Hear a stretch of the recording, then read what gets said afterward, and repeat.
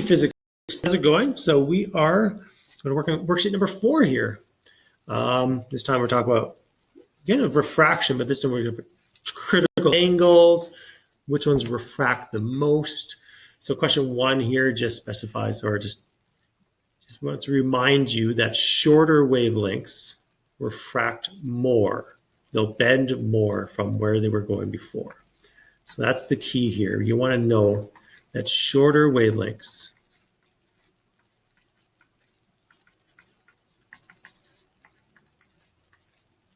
refract the most. So therefore, blue light, because it has the shorter wavelength of the two, will refract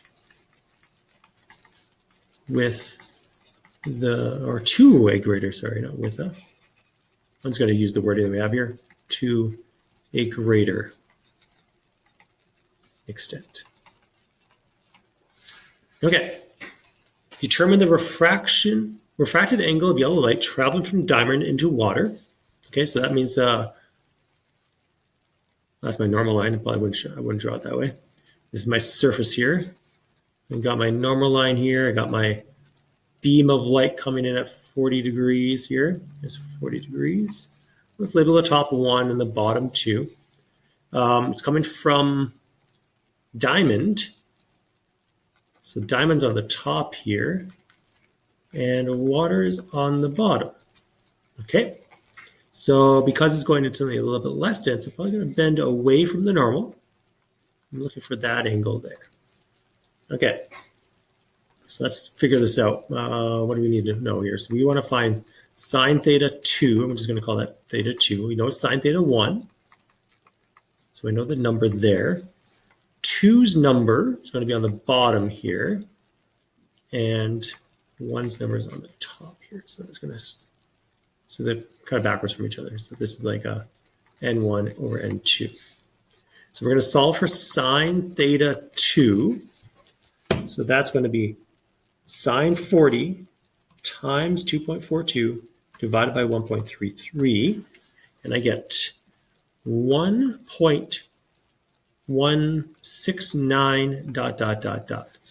Now, you try to take the sine inverse of this and you're going to get an undefined or some kind of error, something that happens in your calculator. It's not going to work properly because your ratio can never be more than 1. I already talked about this in one of the videos. Your opposite can never be more than your hypotenuse. So how could that ever be bigger than 1?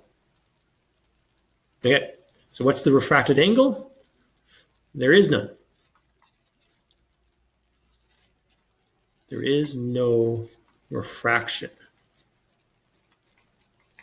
Because of that, therefore, this is total internal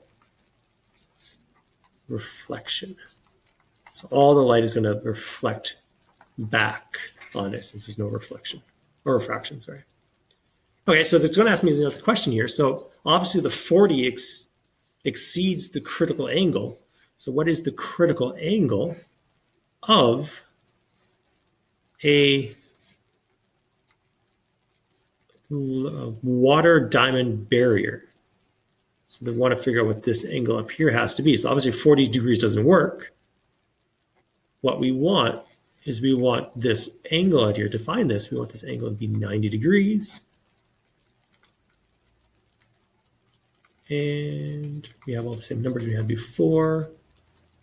So I'm looking for this critical angle. So I'm going to call that, well, technically it's 1 that we're trying to find.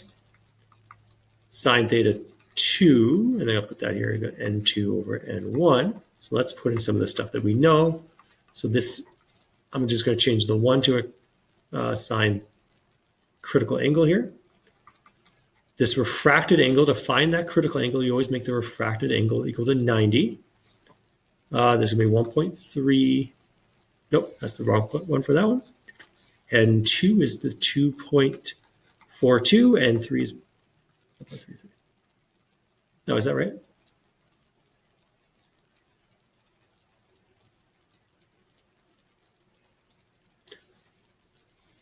Oh yeah, I got my things upside down here, sorry. Oops. 1.33 and then 2.42.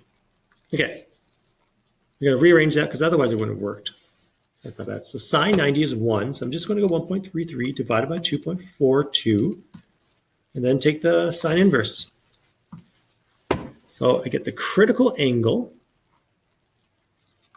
Well, the first thing, if I did this part, you get the ratio of 0.5495 dot dot dot. So at least that's less than 1, so that should work. And I get the critical angle of 33.3. Let's put an extra sig there. So 33.3 for my critical angles. Yeah, so 40 was more than that, so it didn't work. So anything less than 33 degrees will refract out of the diamond water barrier there.